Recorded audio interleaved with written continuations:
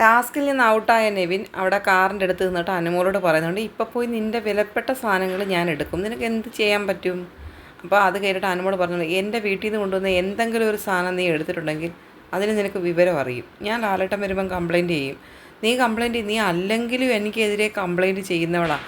അപ്പോൾ പിന്നെ ഞാനിതിനെ എടുക്കാതിരിക്കുന്നത്, അതുകൊണ്ട് മാത്രം ഞാനിപ്പോൾ പോയി എടുക്കുമെന്ന് പറഞ്ഞിട്ട് അവൻ നേരെ ബെഡ്റൂമിലേക്ക് പോവുകയാണ് അനുമോളുടെ സാധനങ്ങൾ എടുക്കാനായിട്ട്.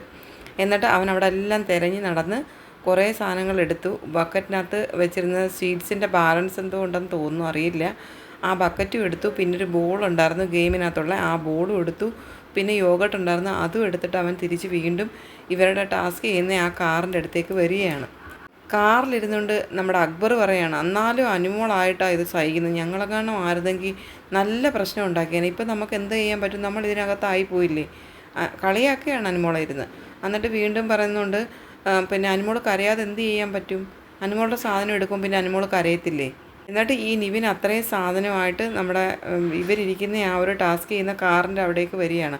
വന്നിട്ട് അനുമോളോട് പറഞ്ഞു, നീ ആവശ്യമില്ലാത്ത സംസാരിക്കുമ്പം ആലോചിക്കണം, എന്നോട് നീ പറയുമ്പോൾ നീ ചിന്തിക്കണമായിരുന്നു നീ എന്താ പറയുന്നതെന്നുള്ളത്.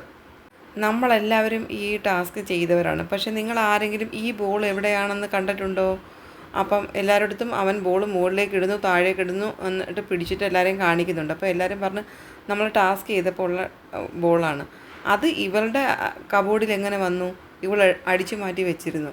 അപ്പം അനുമോൾ പറയുന്നുണ്ട്, അത് ഞാൻ ബിഗ് ബോസിനോട് ചോദിച്ചിട്ടാണ് എടുത്തത്, അല്ലാതെ എടുത്തതൊന്നുമല്ല.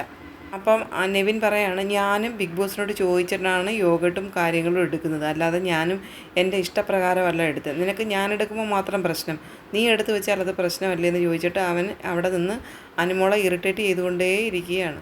യോഗട്ട് എല്ലാവർക്കും വേണമെന്ന് സാബുമാൻ പറയുന്നുണ്ട്. അപ്പോൾ പറയുന്നുണ്ട്, ഞാനിതെടുക്കത്തില്ല, ഞാനിത് സ്റ്റോർ റൂമിൽ വെച്ച് പൂട്ടും. എന്തൊരു ശല്യമാണെന്ന് നോക്കിയേ ഈ നെവിനൊക്കെ കാണിക്കുന്നത്.